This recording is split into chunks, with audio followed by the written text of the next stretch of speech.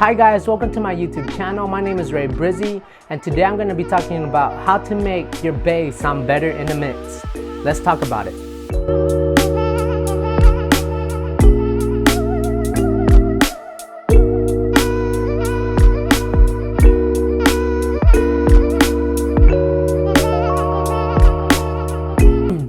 So one of my buddies that I had mixed music for, he actually asked me to show him how I mix bass.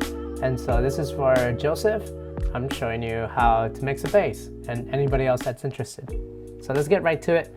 So let me just play you how the bass sounds by itself without any of the stuff that I added.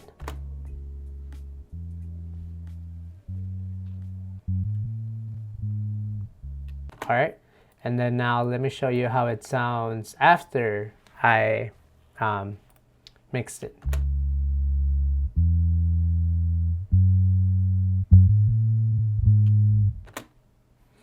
All right, so usually when you're mixing a bass, it depends whether it's a live bass or if the bass is just from the computer. If you're mixing a live bass, you first have to make sure that it was recorded right. If it wasn't recorded right, then like no amount of mixing can fix it. Of course, like yeah, you can fix it, but the potential is not as strong as what it could have been if you had recorded it properly. So number one, make sure that you record your bass properly if you're recording a live bass or if you're mixing a live bass. If you can do that, if you could get your hands on that and help the artist record it, that would help out a lot. Second thing is when you're mixing, two things are kind of going to collide, and those two things, so the things that are going to collide is the kick and the bass. So you have to make sure they're in different frequencies. So here, let me kind of show you what they are here. So I'm gonna just let the track play, and then I'm gonna take this out. This is not usually how I do it, but this is just to show you guys. So the bass right now is around like 80 hertz, and so that's usually where that is. So any bass sounds is in between from 20 to 160, and you just have to make sure that there's enough space for the kick, because in the kick, if they're in the same frequency, then they're gonna fight one another. So let me just unmute it.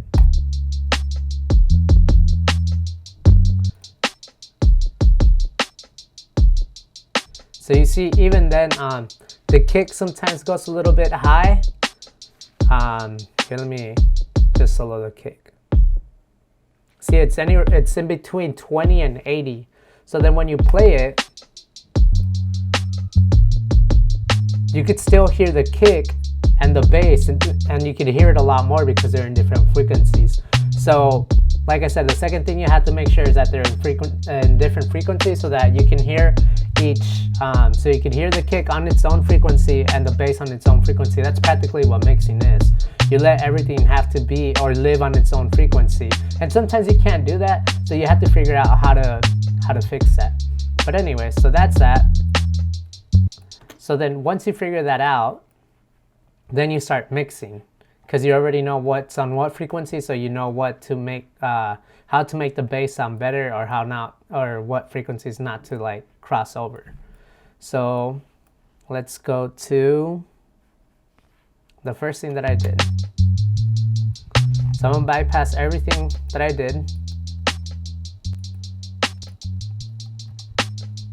So the first one is the C6 that I use. Let me turn off the rest of the things.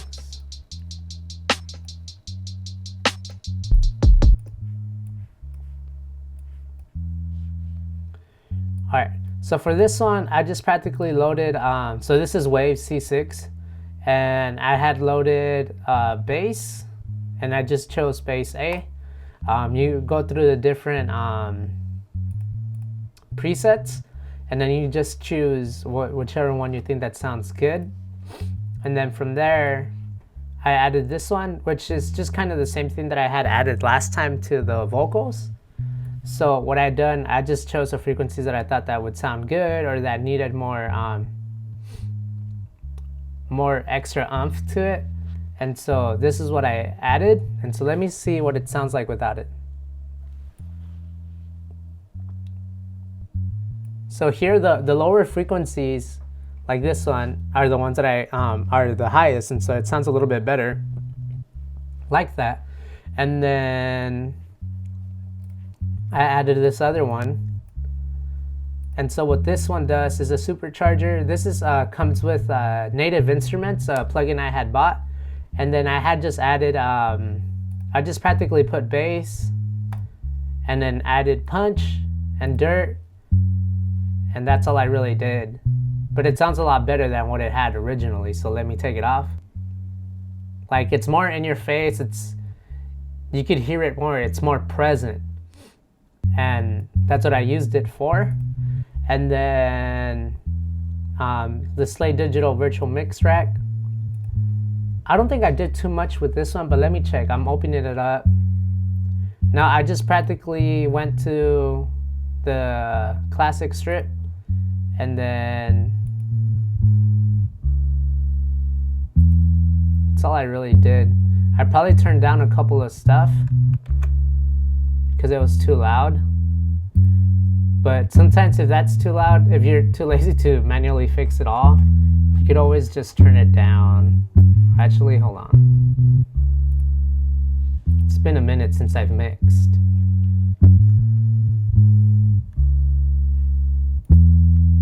It's probably this.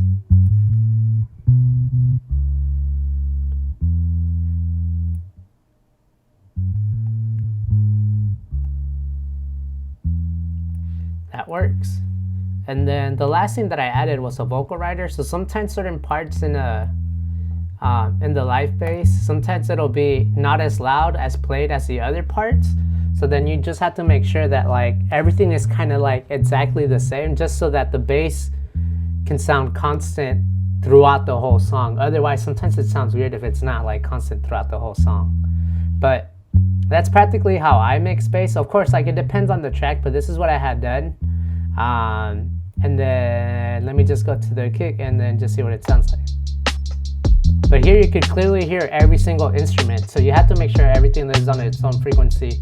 And so at the end of the day, so like I said, the first thing you have to do is if you're recording a live bass, make sure that you get your hands on that, make sure that it's recorded properly. And then after that, make sure that in your mix, that the kick and the bass live in their own frequencies. That way they're not competing with each other. And then after that, you just kind of add plugins to it. So the first one that I did was just to make it sound good and then to get rid of frequencies that I didn't like. The second one is boosting the frequencies that you do like. So it's almost like having two EQs. And then the superchargers just like makes it sound louder. The virtual mix rack, you don't really have to use it, but it just for things that the supercharger can't do.